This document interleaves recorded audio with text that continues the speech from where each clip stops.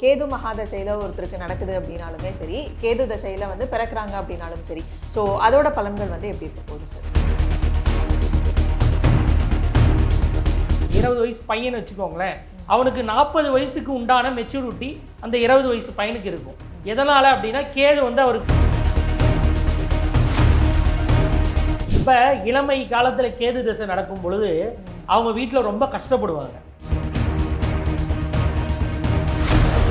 கேது திசையால் பாதிக்கப்பட்டவர்கள், கேது திசை நடக்கக்கூடியவர்கள் என்ன பண்ணலாம் அப்படின்னா, சிம்பிள் விஷயம், தினசரி புதன் திசையில் கல்லூரி முடிக்கிறாரு, கரெக்டாக ஒரு ஜாப்புக்கு வெளியே வர்றதுக்கும் கேது திசை வர்றதுக்கும் சரியாக இருக்குது. அப்படிங்கிற பட்சத்தில் என்ன பண்ணணும் அப்படின்னா,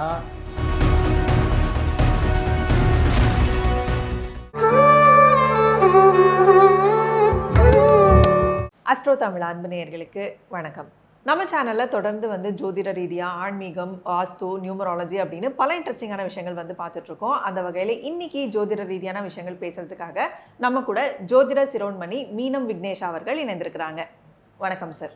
வணக்கம். எப்படி இருக்கீங்க சார்? நல்லா இருக்குமா, நீங்கள் நல்லா இருக்கீங்க? நல்லா இருக்கேன் சார். தொடர்ந்து நம்ம சேனலில் வந்து ஜோதிட ரீதியாக நிறைய விஷயங்கள் வந்து கொடுத்துட்டு வரீங்க. இன்றைக்கி நம்ம என்ன பேச போகிறோம் அப்படின்னு பார்த்தீங்கன்னா, போன பதிவிலே நம்ம மகாதசைகள் பற்றி வந்து பேசியிருந்தோம். ஒரு கிரகத்தோட மகாதசை வந்து என்ன மாதிரியான பலன்கள் கொடுக்க போகுது அப்படின்னு சொல்லி ஒரு இன்ட்ரடக்ஷன் மாதிரி பார்த்துருந்தோம். ஸோ அடுத்தடுத்த பதிவுகளில் ஒரு கிரகத்துக்கு உண்டான மகாதசையோட பலன்கள் எப்படி இருக்க போகுது அப்படின்னு சொல்லி பார்க்கலாம். இதில் முதலாவதாக வந்து கேது தசை. ஸோ கேது மகாதசையில் ஒருத்தருக்கு நடக்குது அப்படின்னாலுமே சரி, கேது தசையில் வந்து பிறக்கிறாங்க அப்படின்னாலும் சரி, ஸோ அதோட பலன்கள் வந்து எப்படி இருக்க போகுது சார்? அதாவதுமா, கேது அப்படிங்கிறவர் யார் அப்படிங்கிறத ஃபஸ்ட்டு நம்ம தெரிஞ்சுக்கணும். கேது அப்படிங்கிறது வந்து பார்த்தீங்க அப்படின்னா, பாம்பு தலையும் மனித உடலும் கொண்டது தான் கேது. ஓகேங்களா? அப்படி இருக்கிறப்ப அவருடைய தசா காலம் அப்படிங்கிறது கிட்டத்தட்ட 7 வருஷம் அவர் வந்து தன்னுடைய திசையை நடத்த போகிறார்.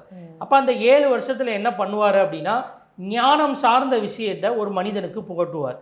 இப்போ உதாரணத்துக்கு வந்து பார்த்தீங்க அப்படின்னா, புதன் அவருடைய நட்சத்திரத்தில் பிறந்திருக்கக்கூடியவர்கள், அதாவது புதனுடைய நட்சத்திரம் அப்படின்னாலே ஆயில்யம், கேட்டை, ரேவதி, இந்த நட்சத்திரத்தில் பிறந்திருக்கக்கூடியவர்களுக்கும் அஸ்வினி, மகம், மூலம் இந்த நட்சத்திரத்தில் பிறந்திருக்கக்கூடியவர்களுக்கும் ரொம்ப இளமை காலத்தில் வந்து பார்த்தீங்க அப்படின்னா கேதுவினுடைய திசை ஏற்படும்.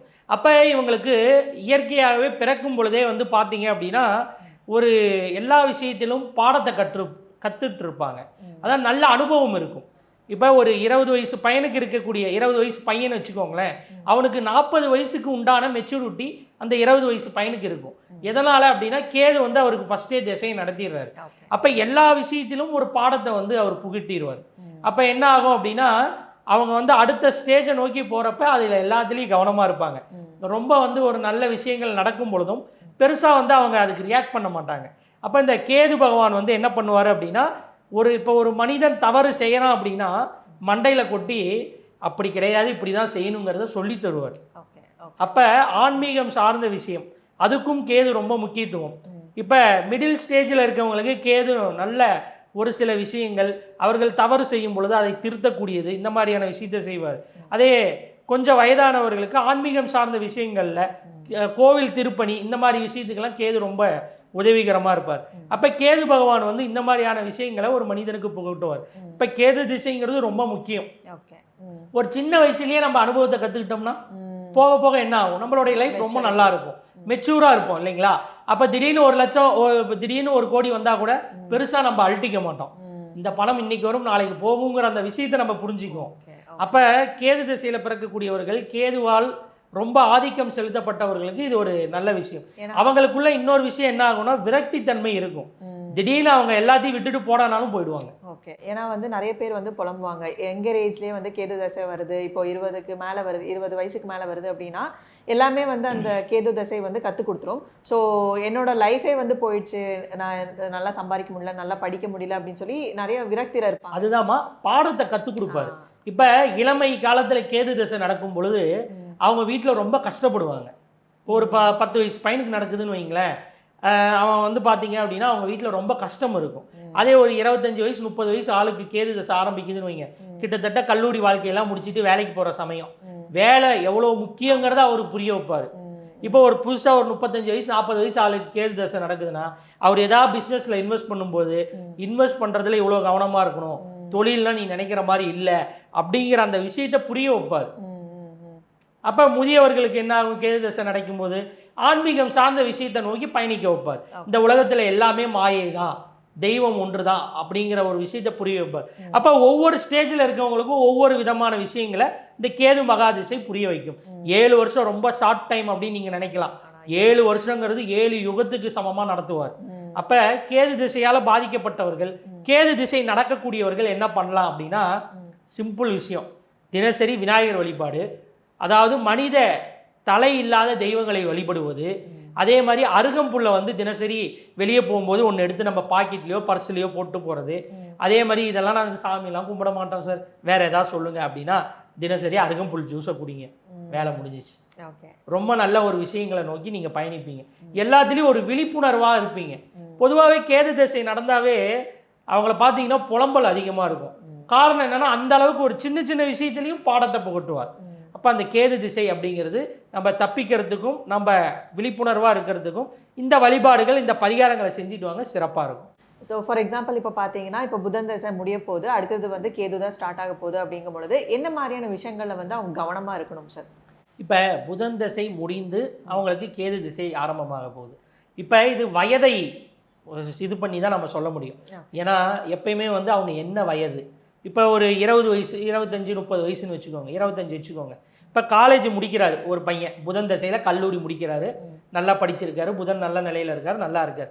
அடுத்து கேது திசை, கரெக்டாக ஒரு ஜாப்புக்கு வெளியே வர்றதுக்கும் கேது திசை வர்றதுக்கும் சரியாக இருக்குது.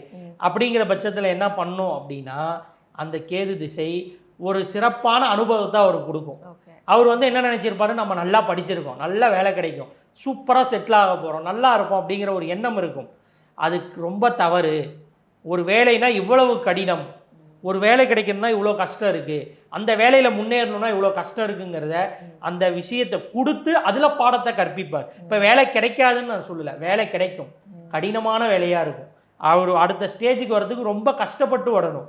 ரொம்ப வேலை செஞ்சாலும் அதற்கான அங்கீகாரம் மிகுந்த குறைவாக தான் கிடைக்கும். 500 ரூபாய்க்கு வேலை செஞ்சால் 50 ரூபா தான் கிடைக்கும். அப்போ அந்த வேலையினுடைய அருமை அவங்களுக்கு தெரியுதா? பணத்தோட அருமை தெரியுது. ஃபஸ்ட்டு பணம் எவ்வளோ முக்கியங்கிற அருமையை கற்றுக் கொடுத்துட்டாரா? அடுத்து கேது தசை முடிஞ்சது என்ன வருங்க? சுக்கிர தசை வரும். அப்போ சுக்கிரன் அள்ளி தருவார். அள்ளி தரும் பொழுது அந்த பணத்தினுடைய விஷயம் அவனுக்கு தெரிஞ்சிருக்கணும். பணத்தோட வேல்யூ தெரிஞ்சாதான் அவன் செலவு பண்ணுவான். அப்படிங்கிற பட்சத்தில் கேது அந்த விஷயத்தை கற்றுக் கொடுத்துருவார். அதுதான் அவருடைய ஸ்பெஷாலிட்டி. ஸோ வயதுக்கு தகுந்த மாதிரி அதோட தன்மைகள் வந்து கண்டிப்பாக பலன்கள் வந்து மாறிக்கிட்டே இருக்கும். ஸோ ரொம்ப சிறப்பாக வந்து கேது மகாதசையை பற்றி சொல்லியிருக்கீங்க. ஏன்னா இப்போது நெக்ஸ்ட் தசை வந்து எனக்கு கேது தான் நடக்க போகுது, என்ன மாதிரியான பலன்கள் இருக்கும் அப்படின்னு சொல்லி பயந்துட்டு இருப்பாங்க. ஸோ அவங்களுக்கு எல்லாமே இந்த பதிவு வந்து ரொம்பவே யூஸ்ஃபுல்லாக இருக்கும். அவங்க சுய ஜாதகத்தில் என்ன மாதிரியான விஷயங்கள் வந்து நடக்க போகுது அப்படின்னு இன்னும் தெளிவாக தெரிஞ்சுக்கிட்டாங்க அப்படின்னா, இன்னும் கேது மகாதசையில் இன்னும் கவனமாக எப்படி இருக்கணும், என்ன விஷயங்கள் வந்து ஸ்டார்ட் பண்ணலாம் அப்படிங்கிறது வந்து டீட்டெயிலாக வந்து தெரிஞ்சுக்கலாம் இல்லையா? ஸோ உங்களுக்கும் அடுத்ததாக கேது தசை நடக்க போகுது, இல்லை எனக்கு கேது தசை நடந்துட்டு இருக்கு, என்ன மாதிரியான விஷயங்கள் வந்து பண்ணலாம், என்னோட சுயஜாதகத்தில் என்ன மாதிரியான விஷயங்கள் இருக்குது அப்படின்னு நீங்கள் தெரிஞ்சுக்கணும் அப்படின்னு விரும்புகிறீங்க அப்படின்னா கீழே டிஸ்கிரிப்ஷனில் நம்பர் கொடுத்துருக்கோம். ஸோ அந்த நம்பருக்கு நீங்கள் கால் பண்ணி ஸோ உங்களோட கன்சல்டேஷன் எடுத்துக்கிட்டு உங்கள் ஜாதகத்தில் என்ன மாதிரியான விஷயங்கள் இருக்குது அப்படின்னு சொல்லி டீட்டெயிலாக கேட்டு தெரிஞ்சுக்கோங்க. ஸோ தொடர்ந்து நம்ம சேனலில் வந்து ஜோதிட ரீதியாக நிறைய விஷயங்கள் வந்து பேசலாம் சார். அது வரைக்கும் நன்றி. நன்றி.